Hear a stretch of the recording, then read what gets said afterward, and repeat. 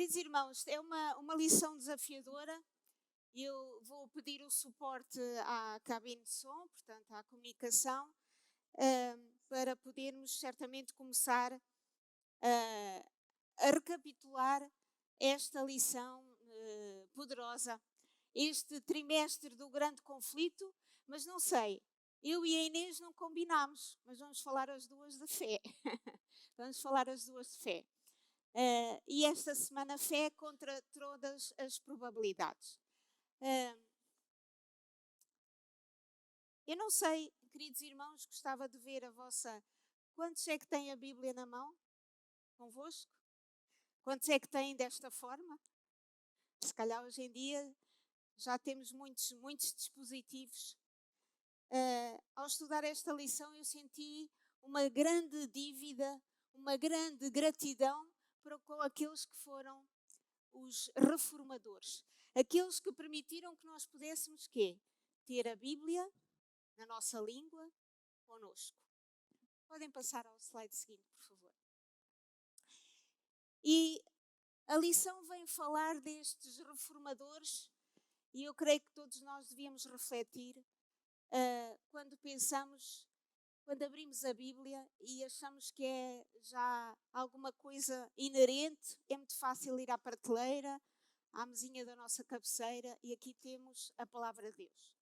Mas certamente que por causa de grandes sacrifícios destes reformadores, a maior parte deles pagaram com a própria vida a sua determinação em poder traduzir, em poder fazer com que todos tivessem acesso à Bíblia. E embora as escrituras fossem proibidas, está ali, porque era, digamos que a interpretação da Bíblia era circunscrita a um grupo muito restrito, irmãos, pensem, estivessem aqui sentados e eu estivesse a falar noutra língua que mais ninguém entendesse. Qual seria a vossa postura de adoração quando vissem alguém à frente a falar numa língua que não entendiam? Como é que era no tempo da Idade Média? Qual era a língua dos serviços religiosos? Era o latim. Era o latim, e o latim, será que era a língua falada por grande parte das pessoas? Não era, certamente. E então, os crentes iriam à igreja e nós muitas vezes dizemos que estamos aqui e certamente quando saímos daqui saímos com o coração preenchido, mas provavelmente as pessoas entravam e saíam tão vazias quanto quando entravam, porque não entendiam aquilo que lhes era transmitido. Então, é muito importante, irmãos, darmos valor ao bem que temos de podermos ter até Bíblias em versões diferentes para nos enriquecerem, portanto, o estudo da Palavra de Deus. E eu gostaria que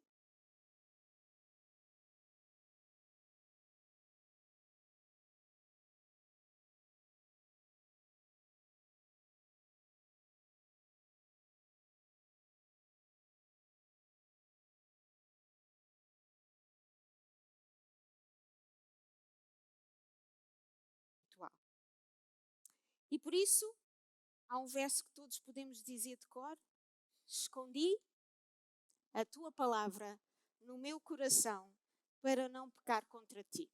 E o Salmo 119 vai ser muito citado, ou foi muito citado durante esta semana, porque é um capítulo do livro de Salmos, que nós já estudamos, mas o Salmo 119 é o maior livro da Bíblia, o maior capítulo, portanto tem muitos versículos e, portanto, transmite-nos muito esta ideia da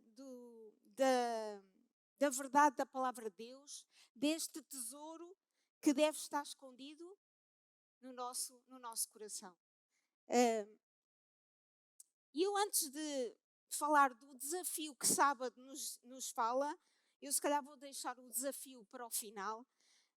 Vamos então avançando e no slide seguinte, nós vamos ver um dos reformadores. Há muitos, mas este, John Wycliffe, uns dizem Wycliffe, outros dizem Wycliffe, mas todos eles, uns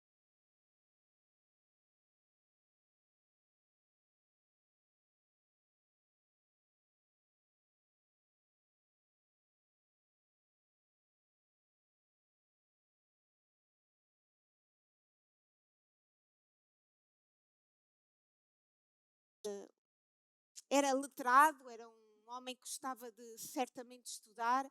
Queridos irmãos, e desde lá já lanço um desafio. Eu acho que depois desta lição nos faz pensar como é que estes homens, com tantas dificuldades, com tantas limitações, com tanta perseguição, eles tinham como objetivo o quê?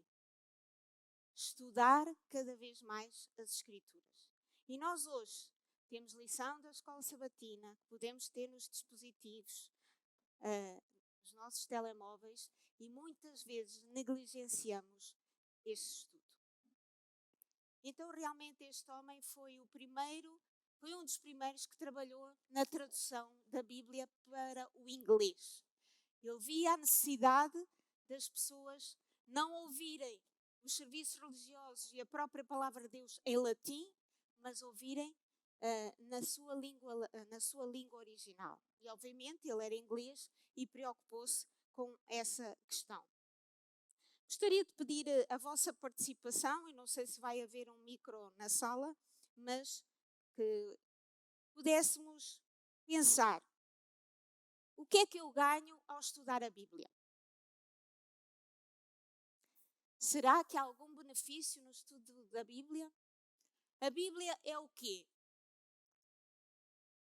A palavra de Deus. Já temos ali alguém que quer dizer alguma coisa, mas depois também vou lançar alguns desafios. Sim, Filomena? Ganho relacionamento com Deus, conhecê-lo. Há pouco a irmã Fernanda dizia: é a palavra de Deus. Se é a palavra de Deus, se eu quero conhecer a Deus, é essencial que eu conheça este livro, porque é ele que revela Deus. Então, por exemplo, aqui a classe de jovens, alguém que pudesse, e não vou dizer que seja o moderador, porque acho que o moderador normalmente já tem sempre a palavra, mas que seja outro elemento, que possa ler 1 João 2,14.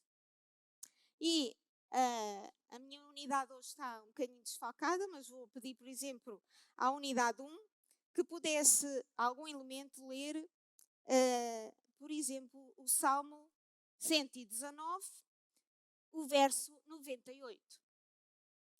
E talvez a unidade 4, deste lado, pudesse abrir no Salmo 119, no verso 162. E não se preocupem as outras unidades, porque todas vão poder ter oportunidade de participar. Então, aqui, neste lado, alguém que já encontrou? 1 João 2,14.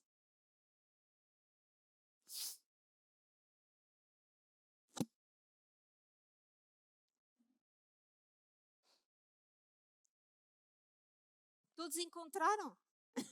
Ou pelo menos um elemento, faz favor. 1 João 2,14. Escrevi-vos, meus filhos, que já conheceis o Pai. Escrevi-vos, pais, que já conheceis aquele que existia desde o princípio. Escrevi-vos, jovens, que sois corajosos, que a palavra de Deus permanece em vós e já vencestes o maligno. Até fala dos jovens, não é? Não foi pensado, mas sejais, fala sobretudo sejais fortes, não é? Corajosos. O que quer dizer que quando estudamos a palavra de Deus, nós encontramos o quê? Segurança, uma fortaleza. Este é um dos princípios que podemos encontrar. Aqui a unidade então 1, no outro verso que eu falei, quem é que encontrou? No Salmo 119, por exemplo, no verso 98.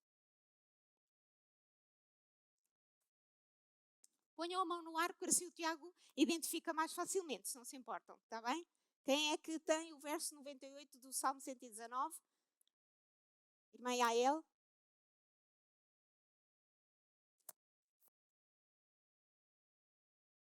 Os teus mandamentos me tornam mais sábio que os meus inimigos, porque estão sempre comigo. Ok? Então aqui está a questão de encontrar sabedoria. Sabedoria ao estudarmos a palavra de Deus, sabedoria ao podermos seguir os seus mandamentos. Sim, irmão Gideão? Só um detalhe: o Criador, quando na criação, ele usou a sua palavra para criar o mundo e o seu amor com suas mãos para nos criar. Uhum. E ele então, hoje, ele usa a sua palavra. Quando nós estudamos a palavra de Deus, ela tem o mesmo poder de transformar. Então, à medida que nós estudamos a palavra de Deus, além do ensino, da repreensão e outras múltiplas coisas que a Bíblia tem a finalidade, também ela tem a finalidade maior, que é nos transformar. Então, quando nós lemos a palavra de Deus, ela nos transforma. Muito obrigada, irmão. O irmão já adiantou esse detalhe. Eu gostaria de dizer que o estudo da Bíblia não é um estudo estanque, mas é um estudo de continuidade. Ou seja, à medida que eu vou continuando, é como se fosse um poço ou uma mina em que à medida que vou escavando, cada vez encontro mais a água da vida, mais o tesouro que Deus me quer mostrar. Nunca se esgota. Então, portanto, o próprio estudo da Bíblia deve ser continuado, deve ser persistente. E como o irmão diz, realmente cada vez eu vou encontrando mais a Deus, vou compreendendo mais a sua vontade. E tinha mais na nossa unidade 4, mais um texto. Recordem-me qual é que eu disse. Salmo 119, 162. Foi esse? Unidade 4? Não decoraram? Alguém que possa ler, por favor?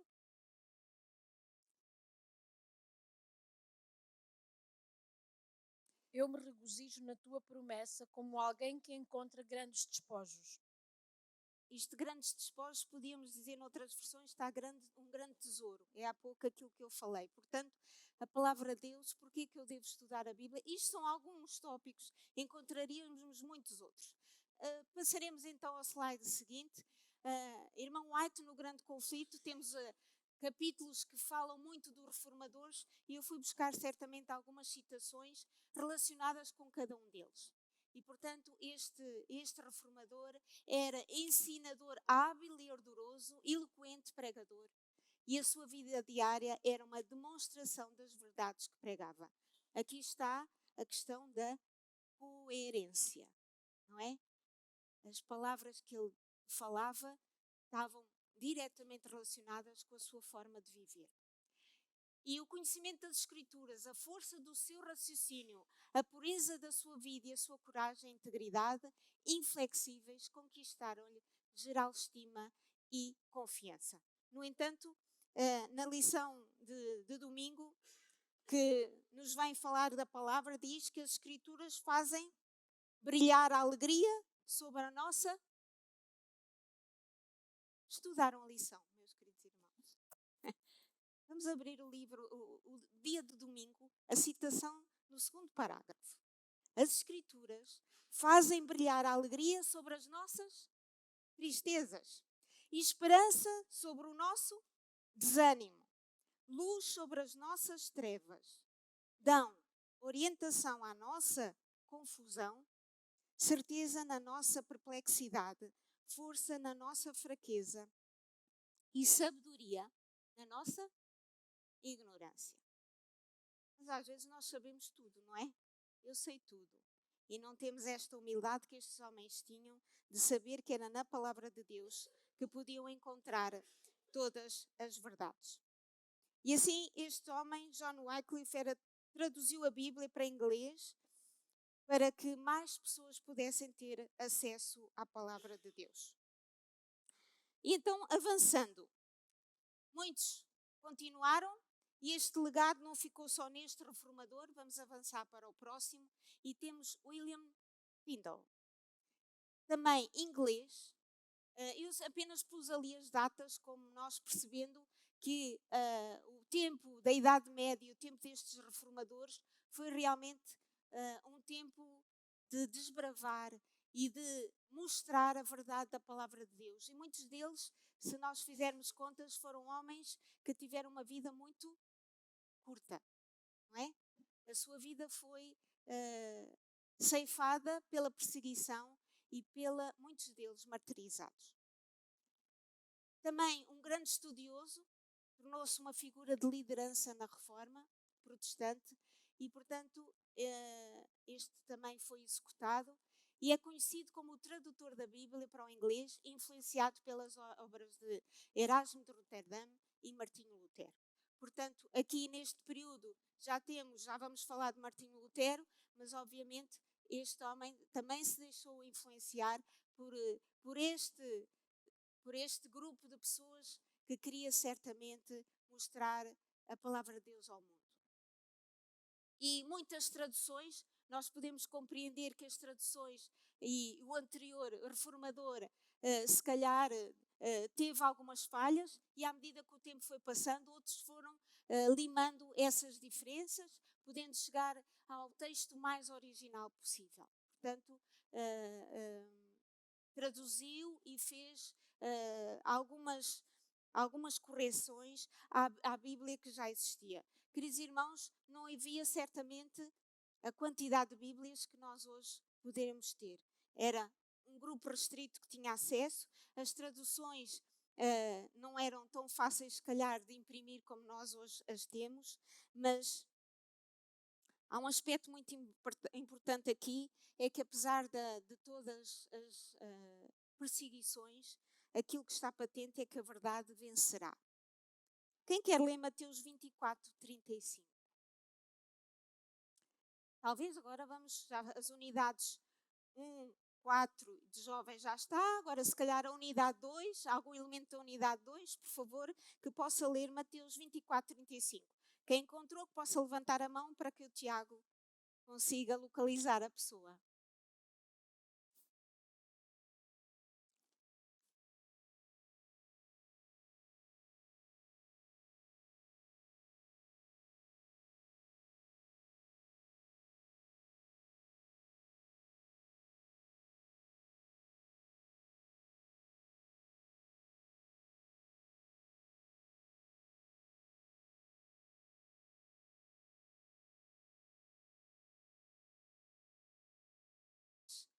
A palavra de Deus está a dizer, pode passar o céu e a terra, mas a palavra de Deus jamais passará.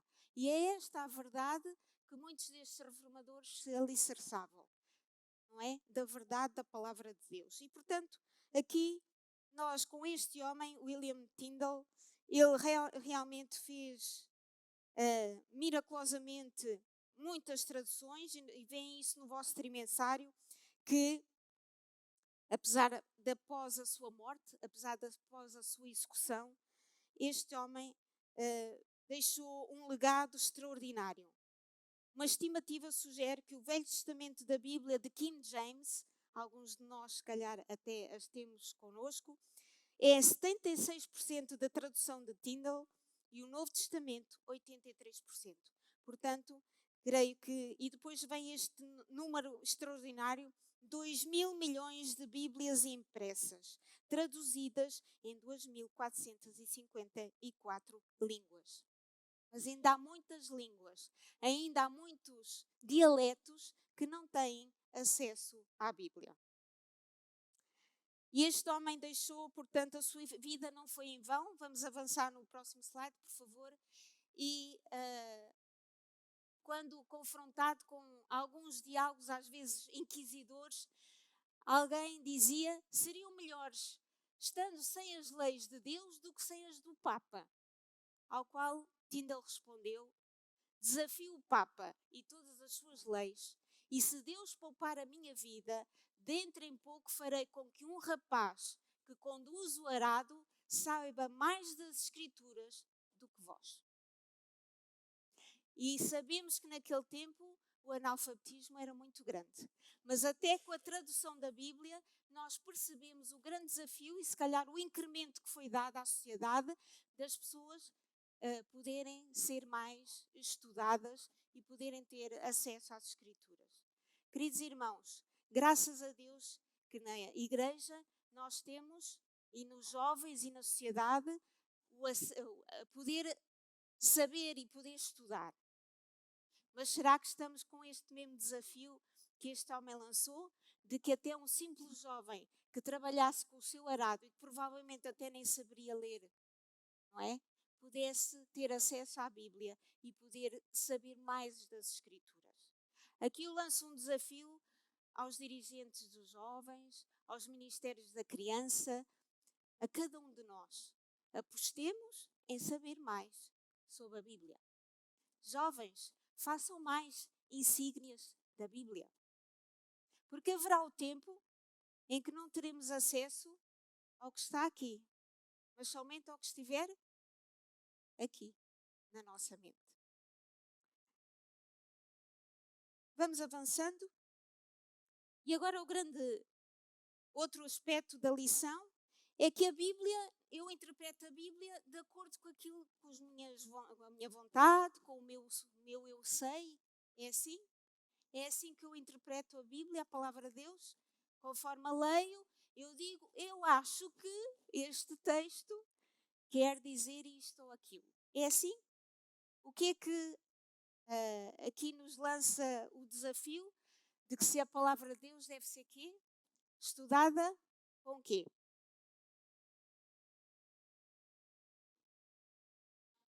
E o Espírito Santo. Oração e o Espírito Santo.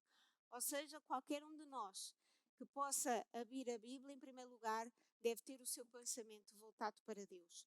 Porque aquilo que deve ser o nosso desejo é, acima de tudo, uma correta interpretação daquilo que é a vontade de Deus para a minha vida. E aqui temos vários textos que podemos abrir relacionados com esta questão e vou pedir então às unidades, se calhar 3, à unidade 5, se calhar a unidade 3 que possa abrir em João 14, 25 e 26, a unidade 5, outro elemento possa abrir em 2 de Pedro 1, 20 e 21 e que possam ler este texto.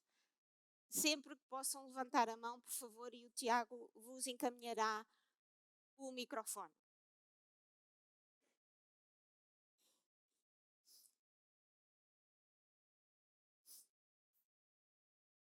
Quem é que já tem? João 14, 25 e 26, da unidade 3.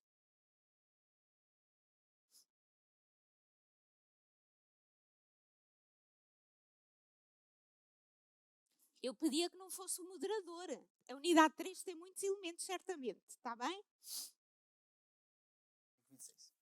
Isto vos tenho dito, estando ainda convosco. Mas o Consolador, o Espírito Santo, a quem o Pai enviará em meu nome, esse vos ensinará todas as coisas e vos fará lembrar de tudo o que vos tenho dito. Muito obrigada. Sim, força, irmão. Nesta pergunta que aparece na lição. Sim, Eu força. coloquei 1 Pedro primeiro, a carta de 1 Pedro em primeiro lugar, porque ali diz que o Espírito Santo inspirou. Aí na sequência, o texto meio aí da pergunta, diz que ele nos guia em toda a verdade. Por fim, eu coloquei o primeiro texto como terceiro, como sendo o terceiro, onde diz que o Espírito Santo nos ensina naquilo em que necessitamos de aprender da palavra.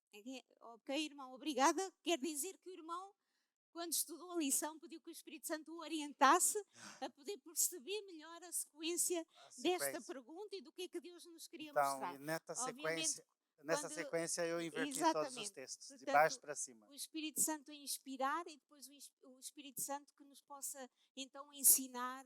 E então, outro verso que o irmão já citou, mas gostaria que pudesse ler, da unidade 5, faz favor.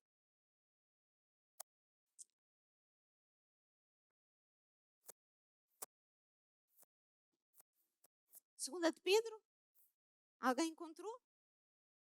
Capítulo 1.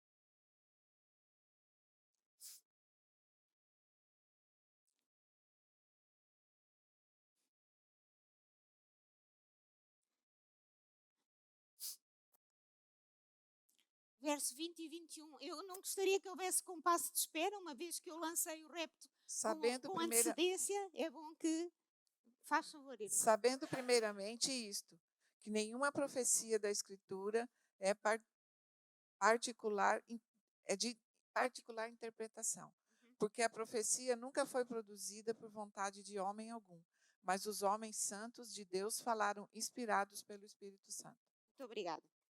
Portanto, aqui vemos a importância do Espírito Santo e é ele que orienta. Eu, antes de dar a palavra aqui ao Tiago, Tiago com Tiago, eu vou só dizer o seguinte, queridos irmãos, que a interpretação não é nossa, é sob a orientação divina, como aqui falámos, e a análise do texto é muito importante. Eu creio que nós, o facto de estarmos hoje em unidade única, nem sempre tem as suas vantagens. Quando estamos em grupo de unidades, um diz uma coisa, outro diz outra, ou seja, muitas vezes, quando estamos a ler um texto bíblico, um leu de determinada maneira, o outro teve outra ideia, e o complemento das ideias, através da luz do Espírito Santo, nos ajuda a compreender a verdade que Deus nos quer transmitir. Portanto, a partilha é muito importante. E percebermos, queridos irmãos, aqueles que fazem estudos bíblicos, muitas vezes, no grupo que tenho de estudo bíblico, a pessoa vai buscar um texto e tem uma dúvida sobre aquele texto. Mas se nós formos um bocadinho atrás, ou às vezes um bocadinho à frente, perceber o contexto cultural, ou o contexto em que aquele texto foi dito, nós vamos compreender o que é que está ali implícito. Portanto, isso é muito importante. A palavra ao Tiago. O Albino. É mais fácil. Tiago dá muitos aqui. Sim, exatamente. Não excluindo, claro, que a inspiração do Espírito Santo é muito necessária para o estudo da palavra, mas tanto que todos estes formadores, assim como nós, às vezes esquecemos não só do sola escritura, né? Só a escritura, mas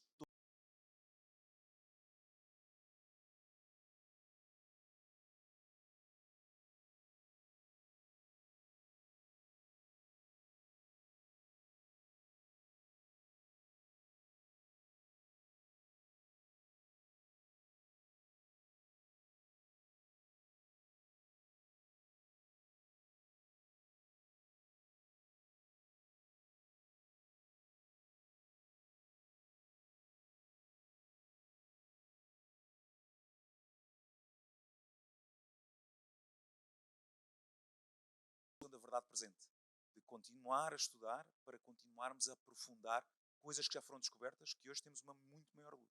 Não estamos aqui fechados e já iremos. Obrigada, Tiago. Vamos ver o outro reformador que está citado aqui na nossa lição de terça-feira, que é John Knox, e realmente este homem também foi um privilegiado ao mesmo tempo, porque teve uma relação direta com monarcas, e aqui a monarca de Inglaterra. Já lhe dou a palavra, irmão, com certeza. E, portanto, nós vemos aqui a proximidade que alguns deles tiveram, mas também o risco que depois passaram nesse sentido. Mas realmente ele criou, portanto, também adotou muitos dos ensinos e das traduções que já vinham de trás, mas é muito interessante o diálogo que está aqui na terça-feira que ele tem com a rainha, não é? E, portanto, creio que todos vós leram, e eu acho que é muito interessante porque ele aqui vai responder à rainha, não dizendo a verdade dele, porque a rainha confronta dizendo que o clero, portanto, os oficiais da igreja tinham uma interpretação da Bíblia de uma determinada maneira, e ele vai dizer, não vai dizer eu tenho a verdade, mas vai dizer as Escrituras, não é? Através do Espírito Santo, é ela que vai revelar a verdade. Estes homens, acima de tudo, tinham grande humildade de perceber que era a vontade de Deus que devia ser orientada. E chegámos à unidade 7. Pronto, o irmão, faz favor, o que é que tem a dizer? Tiago, desculpa lá ao fundo. E a galeria não vai estar de fora, está bem? A nossa unidade 8, já vamos chegar. Desculpe lá, aquele irmão estava primeiro e depois dou-lhe a palavra, está bem? O que eu queria dizer é que a lição tem o título principal como Fé contra todas as probabilidades. Uma Sim. coisa que o autor meteu logo no princípio, que diz que nós, homens, neste momento, precisamos desesperadamente o que eles, que é muito importante, o propósito. Se nós vermos dos 3 que já foram aqui apresentados, todos tinham um propósito. Uhum. Traduzir, não importa qual é a consequência, eram teólogos, mas sabiam o que queriam.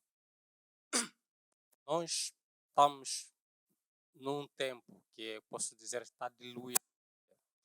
Eu sou cristão, tenho uma vida que de segunda a sexta é meio que diferente do propósito do cristão. E como resultado, muitas das vezes vai acima abaixo, nós, à frente, o que o irmão o Albino acabou de Albino, dizer, sim, sim. é Uhum. que mesmo quando nós vamos no propósito, toda a escritura, alguém precisa de uma coisa, eu acho que o que já foi dito nos comentários anteriores, para eu ser usado por Deus, tenho que ter um propósito.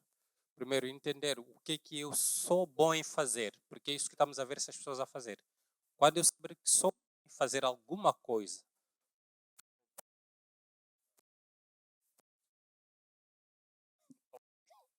sim, então, no que eu sei fazer, eu vou me dedicar. Então, Vê lá, desculpem lá, que está com interferência, se este já está melhor.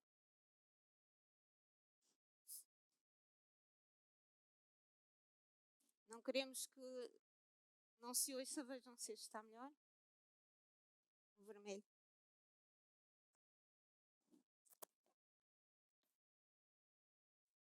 O irmão está a falar do propósito e, obviamente, eles tinham um objetivo. Isso é essencial, termos metas e objetivos. Era o caso destes reformadores. Mas continua o seu raciocínio? sim, então, continuando, o que eu queria dizer para não alongar muito é que eles tinham um propósito, nós precisamos desse propósito. Este propósito se cumpre quando nós sabemos o que é que nós somos bons, o dom, porque esse dom é dado a todos.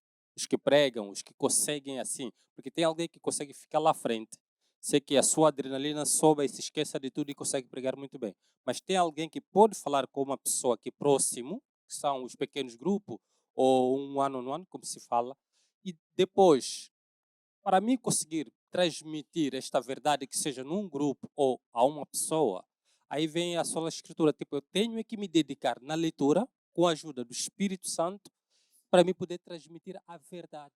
Porque muitas das vezes, em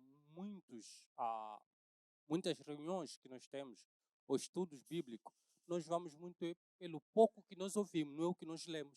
E aí nos perdemos. Eu vou dar uma ideia e depois, às vezes, se fosse do tema, começa assim na ideia do que o irmão deu sem poder ler a escritura. Então, acho que o propósito é muito, muito importante e nós o precisamos. Por isso falava há pouco da continuidade. O estudo da Bíblia não é uma coisa pontual, mas contínua, certamente.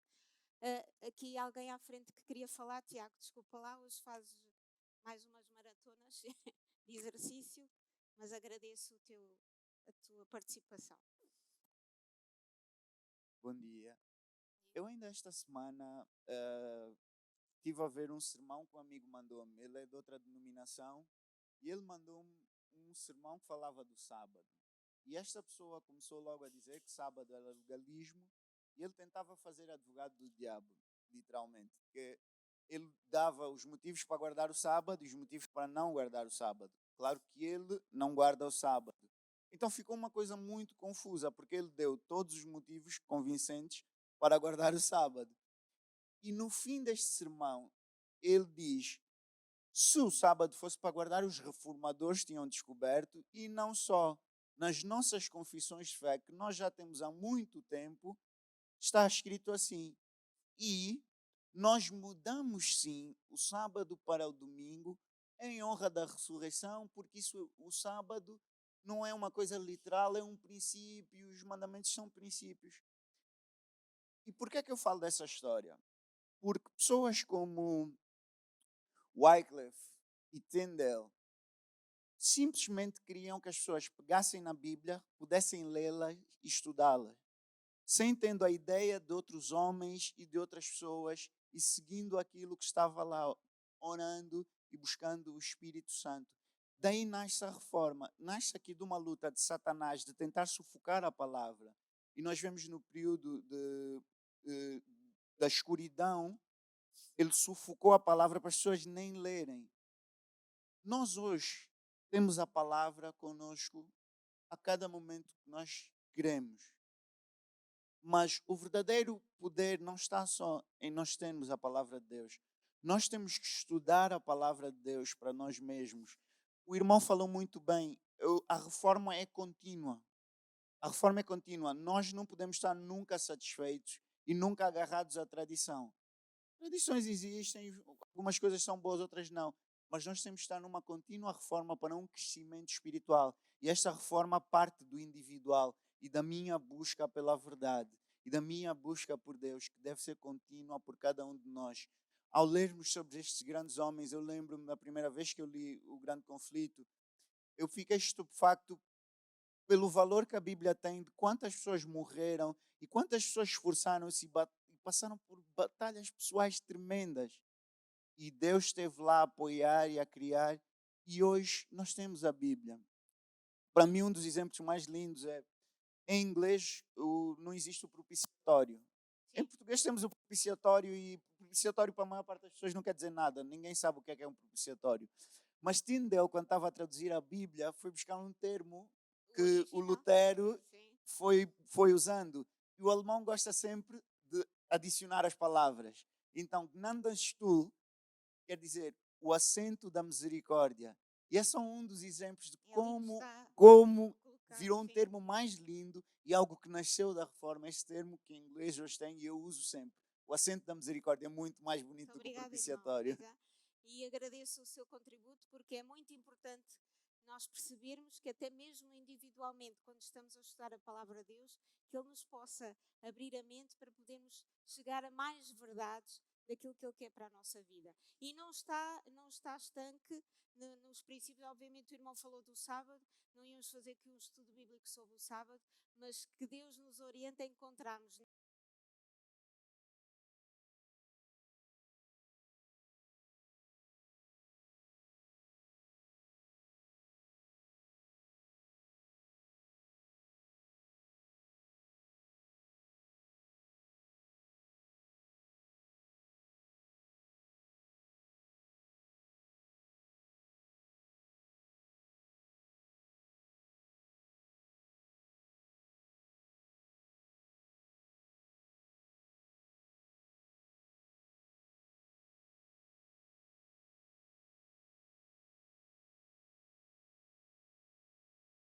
É importante falar de homens que venceram, que confiaram em Deus. Mas o que eu quero aqui dizer aos irmãos é o seguinte: devemos nos focar verdadeiramente a Cristo Jesus. O que nós devemos, na verdade, agora fazer no momento das dificuldades, no momento das situações? Será que eu estou preparado? Será que eu tenho uma fé verdadeira, genuína, para enfrentar as situações? Esse é outro ponto também que eu gostaria de dizer. Sabe por que os outros venceram? Eles venceram porque dependeram verdadeiramente de Deus. Infelizmente, nós, atualmente, os costumes que o mundo faz, nós também fizemos e queremos trazer na igreja. E quando nós trazemos na igreja, e quando vem situações, fica difícil nós vencermos. Por quê? Porque nós praticamos as mesmas coisas que o mundo faz. É difícil vencermos com fé. Por quê? Porque praticamos as coisas que o mundo faz. Esses homens só se dedicaram em Deus. Por quê? Porque eles acreditaram que não há outra opção senão Cristo. Por isso que eles venceram em várias situações. Vou dar um exemplo que a Bíblia fala. São 3 hebreus que eles estavam na Babilônia. Como é que eles venceram a estátua? É um grande conflito que eles estavam ali, irmãos. Eles tinham sempre comunhão com Deus. Como é que eles venceram? Porque eles acreditaram, eles dependeram de Deus. Diz no reino, nós não vamos prostrar diante dessa estátua. Só existe um único Deus. Eles não sabiam que iam viver lá na fornalha, só sabiam que íamos morrer. Mas tão logo que eles foram pegados, jogados na fornalha do fogo, eles não morreram. Por que não morreram? Porque eles confiavam. depender de Deus. O que é confiar? É depender de Deus inteiramente. Mas, infelizmente, nós hoje estamos a estudar a lição. É claro, é importante. Mas o foco é que hoje, da minha vida, da tua vida. Não faça a conclusão da lição, irmão, que eu queria chegar à conclusão. Não, é o seguinte, Tá bem. é importante sim falarmos desse historiador, mas o foco é Cristo Jesus. É que hoje eu estou a fazer. Obrigada. Em que está eu estou? Obrigada. É. Portanto, é esse o desafio. Vamos chegar a esse repto. Obrigada. Avançando, eu gostaria que agora a unidade lá de cima, a unidade 8, algum elemento pudesse ler Romanos 6:23. Eu sei que não sei se há micro, mas se calhar aí de cima poderá ser audível. Romanos 6:23. E vamos avançando agora para Martinho Lutero. Não tenho muito mais tempo. E depois no próximo slide, se faz favor. Alguém encontrou Romanos 6:23?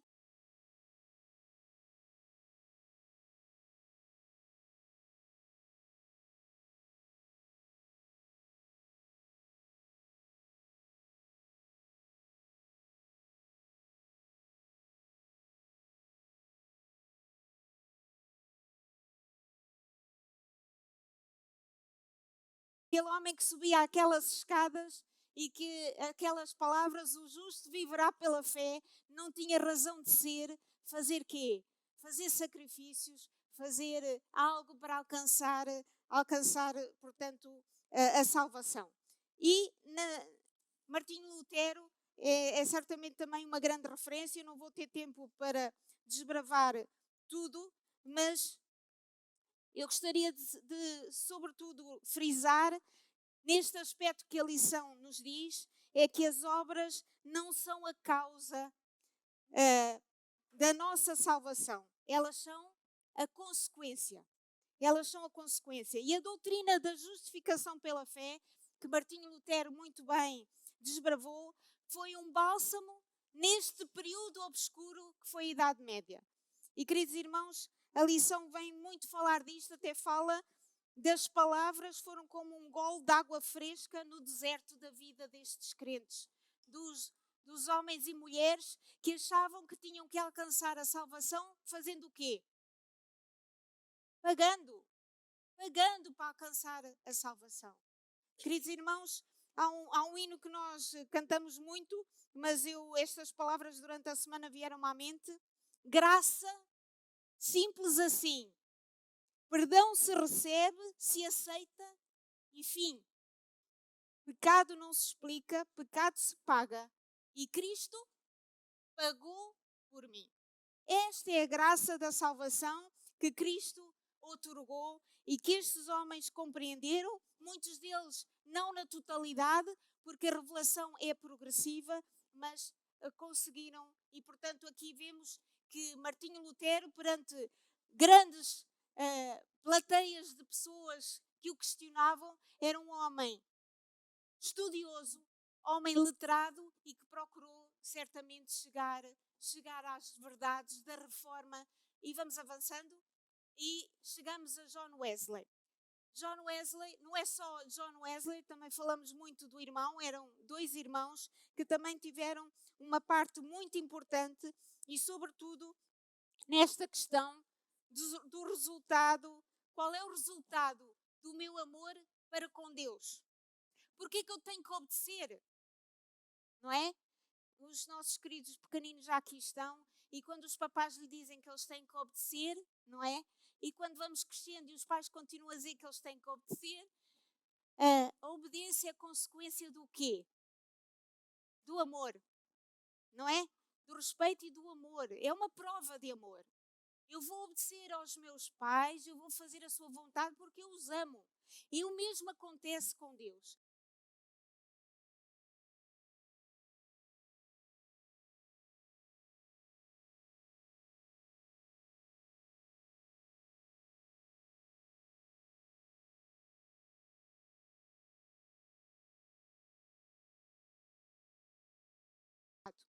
E assim este homem, John Wesley, também o seu irmão, estudavam sistematicamente a palavra de Deus e descobriram verdades extraordinárias também.